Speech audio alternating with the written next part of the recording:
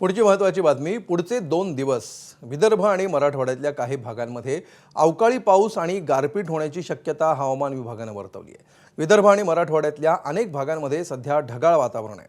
गेल्या 2 दिवसांपासून राज्यात काही ठिकाणी पाऊस झालाय, काही ठिकाणी तापमानात घट झाली आहे. मात्र 2-3 दिवसांनंतर पुन्हा राज्यभरातील तापमानात वाढ होईल असा अंदाज हवामान विभागाने वर्तवला.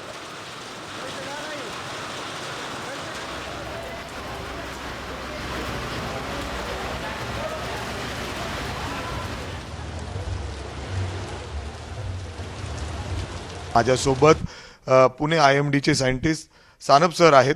सर, अचानक हा बदल का होतोय, काय कारण आहेत, सध्या काय परिस्थिती आहे राज्याची? आता सध्याचा जर विचार कराल तर मागील 24 तासांमध्ये दक्षिण मध्य महाराष्ट्र आणि मराठवाड्यातील काही जिल्ह्यांमध्ये आपल्याला गारपीट झालेले दिसून येते, ज्यामध्ये लातूर आहे, धाराशिव आहे आणि विदर्भातील काही जिल्ह्यांमध्ये वादळी पाऊस सुद्धा झालेला आहे, ज्यामध्ये मेघगर्जनेसह पाऊस झाला आहे. त्याचबरोबर जास्त गतीनं वारेसुद्धा वाहताना आपल्याला त्या ठिकाणी दिसून आलेले आहेत, ज्यामध्ये चंद्रपूर आहे, त्यानंतर ब्रह्मपुरी आणि विदर्भातील अजून काही जिल्ह्यांमध्ये ही परिस्थिती मागील 24 तासांमध्ये होती. आता आपण इथं बघू शकतो सॅटेलाईट पिक्चरवरून की विदर्भातील रिजनवर क्लाउड्स आहेत आणि यामुळे या ठिकाणी वादळी पाऊस होऊ शकतो. सर, पुढे 2-3 दिवस अंदाज काय वर्तवण्यात आलेला आहे हवामान खात्याकडून? कारण शेतकऱ्यांसाठी ही महत्त्वाची बातमी, अचानक पाऊस येणं आणि गारपीट होती काही ठिकाणी. बरोबर. आता उद्या आणि परवाचा दिवस जो आहे ते महत्त्वाचे आहेत, इन्क्लुडिंग आजचा दिवस. आज विदर्भामध्ये आणि मराठवाड्यातील काही ठिकाणी, त्याचबरोबर दक्षिण मध्य महाराष्ट्रातील काही जिल्हे आहेत, ज्यामध्ये कोल्हापूर, सांगली, सातारा,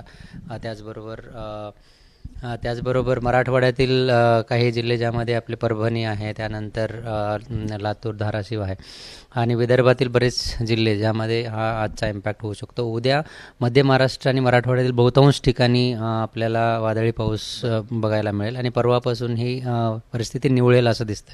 काही ठिकाणी गारपीट देखील होऊ शकते. अर्थातच शेतकऱ्यांसाठी अर्थात त्यांनी काळजी घेणं गरजेचं आहे आणि त्याचबरोबर पुन्हा 2-3 दिवसानंतर तापमानात चांगलीच पुन्हा एकदा वाढ या ठिकाणी पाहायला मिळू शकते, अशा पद्धतीने हवामान खात्याकडून सध्या अंदाज वर्तवले जात आहेत.